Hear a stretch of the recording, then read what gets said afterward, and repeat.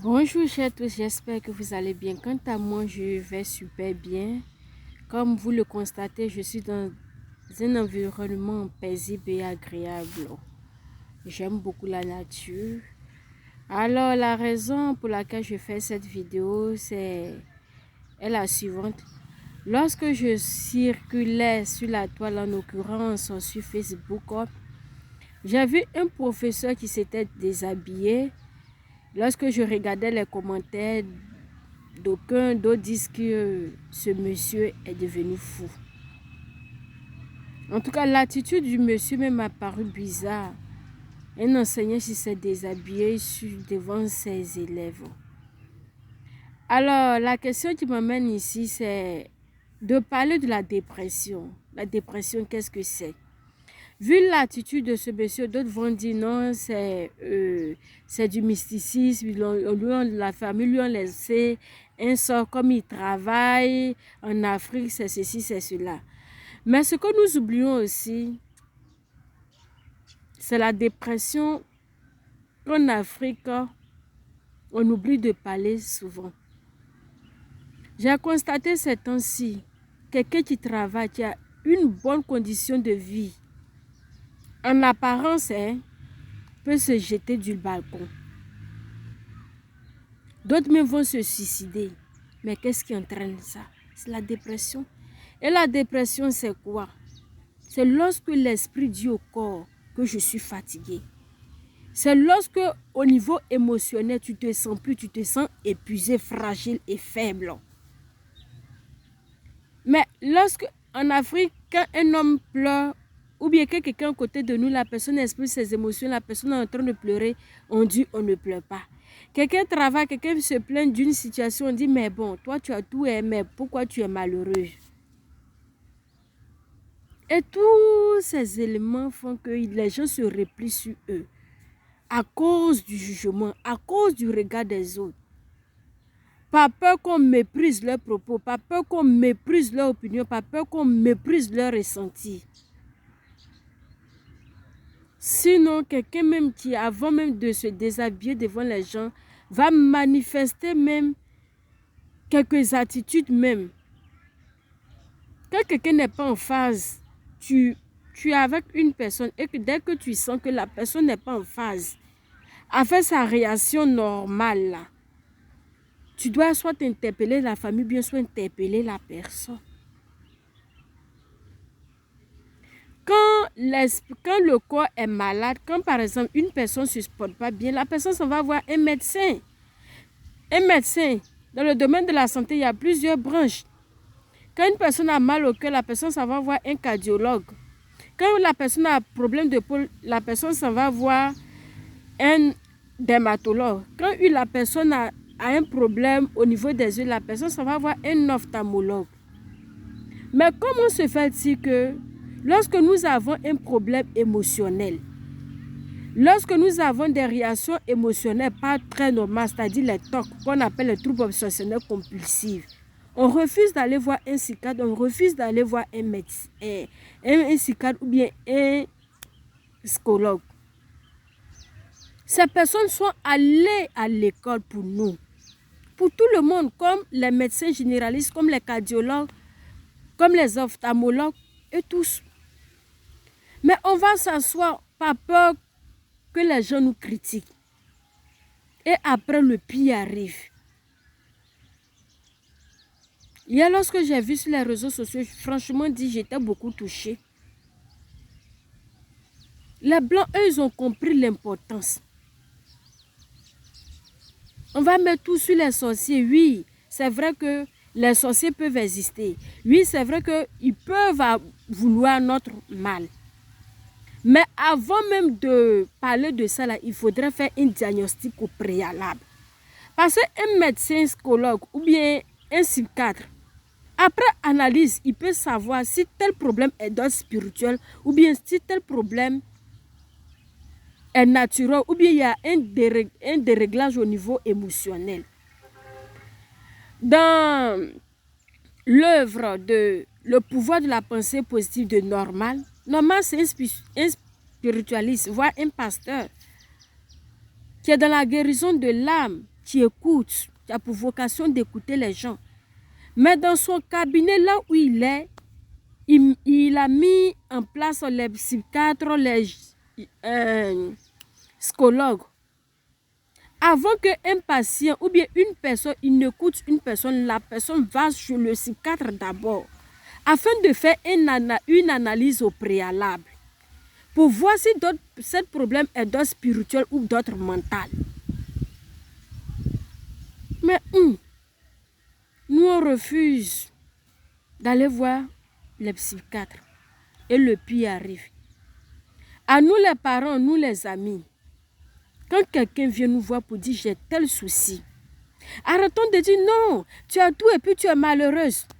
Ou bien surtout nous les femmes, quand on voit que la femme vit avec un homme qui est financièrement posé et qu'elle vient dire bon, j'ai vu telle situation dans mon foyer, mais toi tu as tout, ton mari te donne tout et puis tu as tel problème.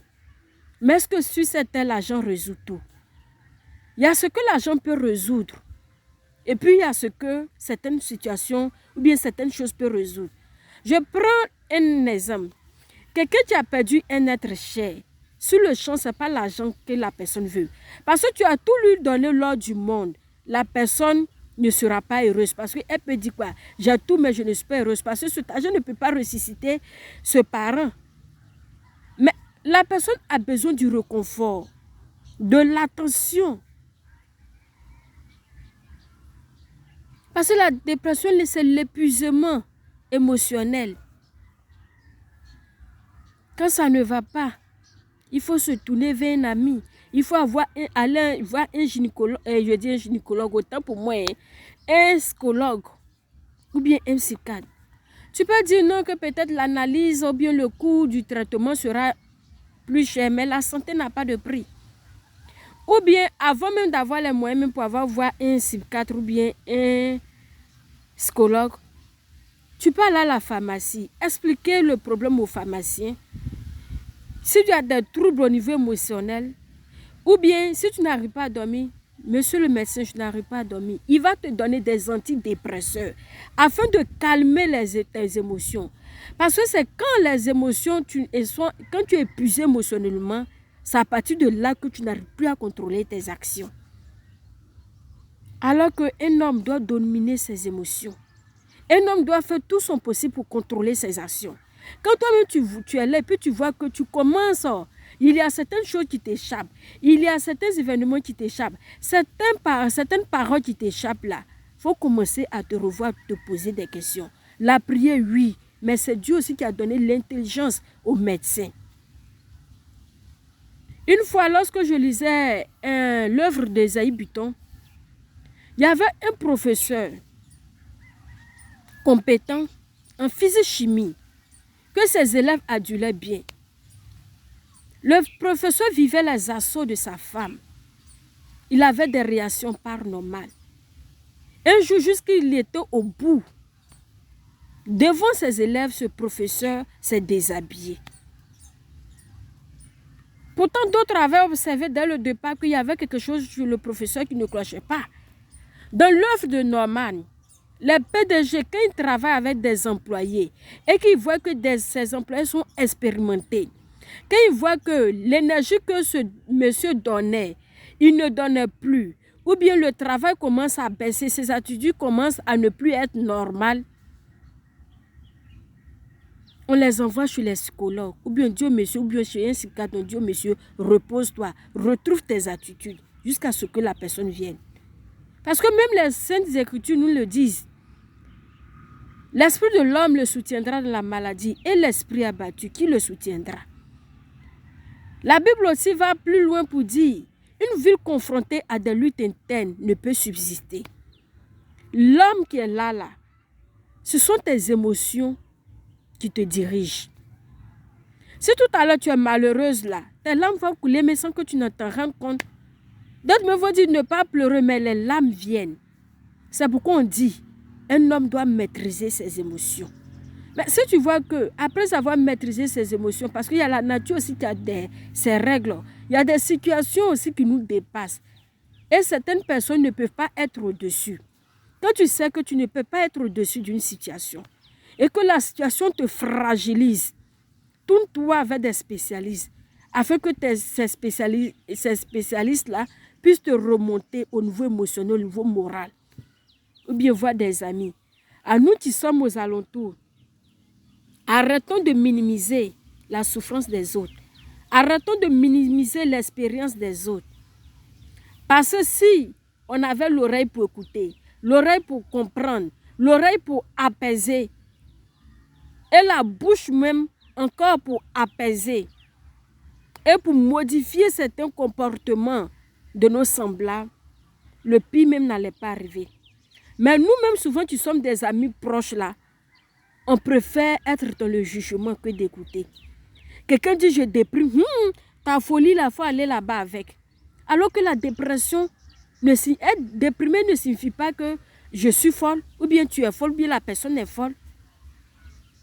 Ça veut qu'à quelque part, il y a quelque chose qui ne va pas, que je dois chercher à soigner, je dois chercher à comprendre. C'est ça. Mais quand quelqu'un est malade, là, on s'en va voir un médecin généraliste. Quand quelqu'un a un problème d'intimité, on s'en va voir un gynécologue. Mais lorsque quelqu'un déprime net, on marginalise la personne. À côté de moi, là où je suis, je vois un fou. Chaque matin, il est en train de nettoyer devant la maison des gens. Il nettoie, il nettoie. Quand tu le salues, il répond correctement. Mais cet homme, si les parents même avaient porté un regard sur sa situation, peut-être n'allait pas arriver là. À chaque fois, j'étudie son cas, à chaque fois, j'étudie son comportement. Je dis, mais un tel homme qui travaille de façon assidue et acharnée, ça veut dire que quand il était lucide, il avait l'amour du travail.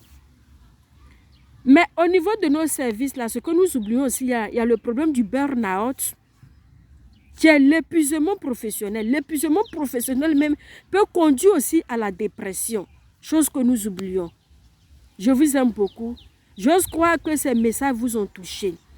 Et pour toutes ces personnes qui vivent un problème d'anxiété, de dépression, de troubles émotionnels, de TOC, qu'on appelle troubles émotionnels, troubles obsessionnels compulsifs, je suis là. Si vous avez besoin de conseils, si vous voulez être apaisé, je suis là.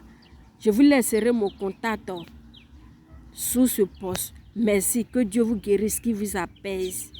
Oh mon Dieu, tu es bon. Oh mon Dieu, tu es bon. Oh mon Dieu, tu es bon. Tu es bon pour ces personnes, tu es bon.